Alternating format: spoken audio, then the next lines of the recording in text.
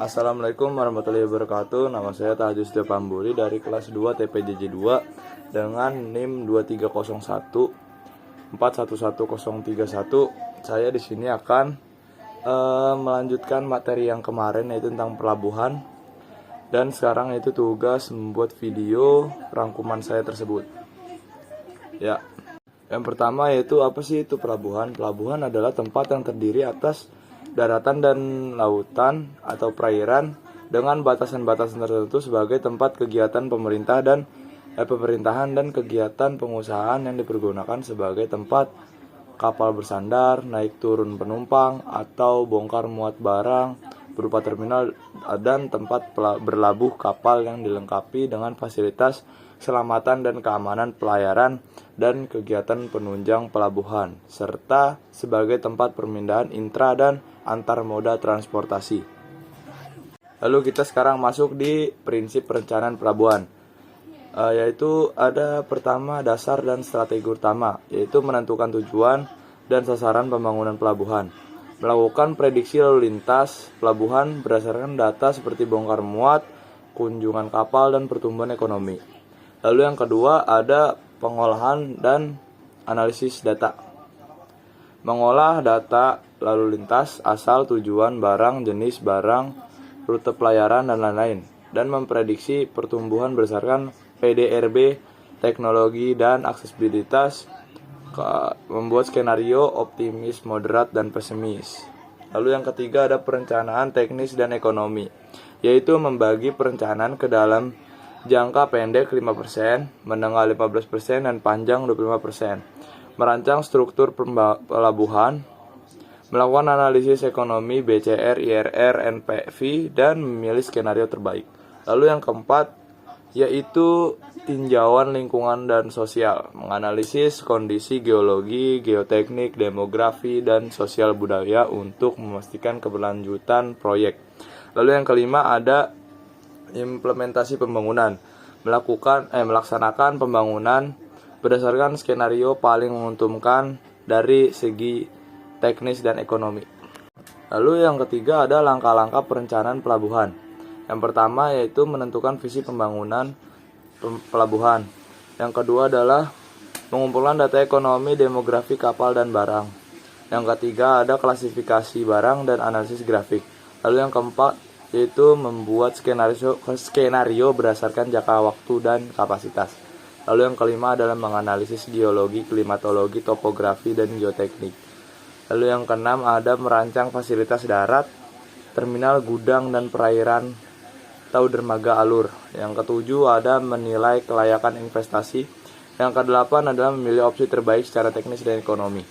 Lalu yang terakhir dan yang kesembilan yaitu mengembangkan manajemen dan menjaga infrastruktur. Lalu sekarang kita masuk ke jenis-jenis pelabuhan. Jenis pelabuhan tuh ada banyak. Yang pertama ada pelabuhan barang. Pelabuhan barang yang khusus digunakan untuk mengangkut dan menurunkan barang. Setelah diturunkan dari kapal, barang akan disimpan dalam gudang terbuka sebelum akhirnya dikirim ke tujuan.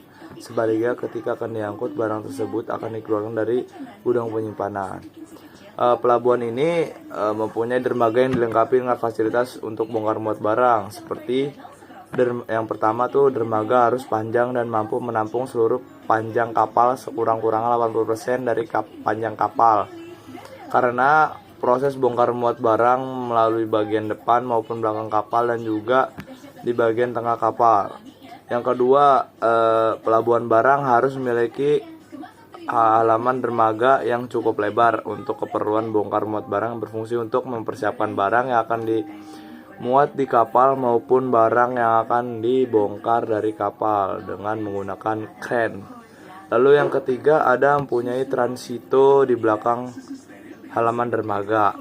Lalu yang keempat memiliki akses jalan maupun halaman untuk pengambilan atau pemasukan barang dari gudang maupun menuju gudang, serta ada fasilitas reparasi mekanis arus barang. Lalu yang kedua ada pelabuhan minyak. Pelabuhan minyak merupakan pelabuhan yang menangani aktivitas pasokan minyak. Letak pelabuhan ini biasanya jauh dari keperluan umum sebagai salah satu faktor keamanan. Pelabuhan ini juga biasanya tidak memerlukan dermaga atau pangkalan yang harus dapat menampung muatan vertikal yang besar karena cukup dengan membuat jembatan perancah atau tambatan yang lebih menjorok ke laut serta dilengkapi dengan pipa-pipa penyalur yang diletakkan persis di bawah jembatan. Lalu fasilitas umum untuk pelabuhan minyak ini ada pertama toilet, kedua perkantoran, yang ketiga fasilitas keperluan bahan bakar. Lalu ada fasilitas bongkar muatnya yaitu kren pipa, 2 tangki minyak, yang ketiga ada perancahnya. Lalu ada pelabuhan penumpang. Pelabuhan penumpang sering disebut juga sebagai terminal penumpang. Hal ini karena kondisi pelabuhan tersebut memang dipenuhi oleh penumpang yang naik turun kapal. Pelabuhan ini pun dilengkapi dengan fasilitas orang yang akan bepergian seperti ruang tunggu, toilet, keamanan, dan lain sebagainya. Lalu ada juga fasilitas penunjang bagi pelabuhan penumpang. Yang pertama ada sarana umum, kedua kawasan perdagangan, ketiga kawasan perkantoran untuk menggunakan jasa pelabuhan. Yang keempat ada fasilitas pariwisata, pos, dan telekomunikasi. Lalu kelima ada fasilitas perhotelan dan restoran.